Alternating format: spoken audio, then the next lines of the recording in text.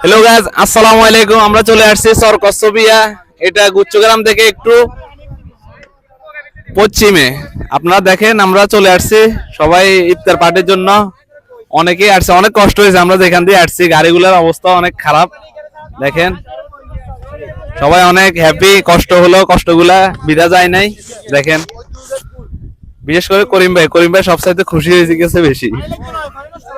এই আর কি অবস্থা দেখেন। হ্যাঁ, সবাই অনুভূতি প্রকাশ করতে হইব, তাই এদিকে এদিকে এদিকে একটু দেন। আপনার অনুভূতিটা কিরকম? অনুভূতিটা হলো আমরা রোজা রাখছি যথেষ্ট ভালো, কিন্তু ভালো খেতে খেতে রোজা মনে হয় হালকা হয়ে গেছে।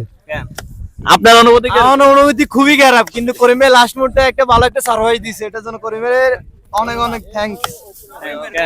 করিমের অনুভূতি কিরকম? আলহামদুলিল্লাহ, আমরা অনেক জার্নি করে আসছি, আস্তে আস্তে এখন নদীর পাড়ে চলে আসছি, অনেক ভালো লাগতেছে। রাকিব ভাই তো বিদেশ থেকে চলে আসছেন, আপনার অনুভূতি?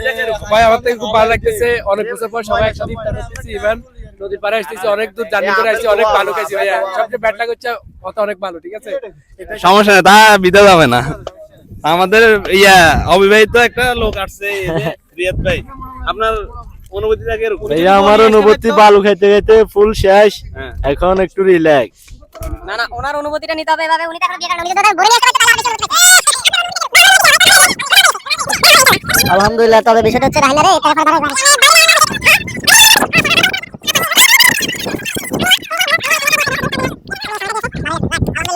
আলহামদুলিল্লাহ।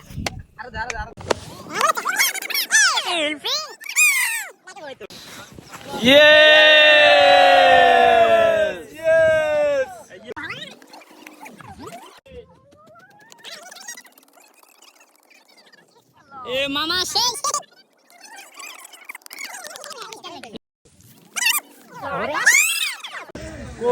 মাথা মাথা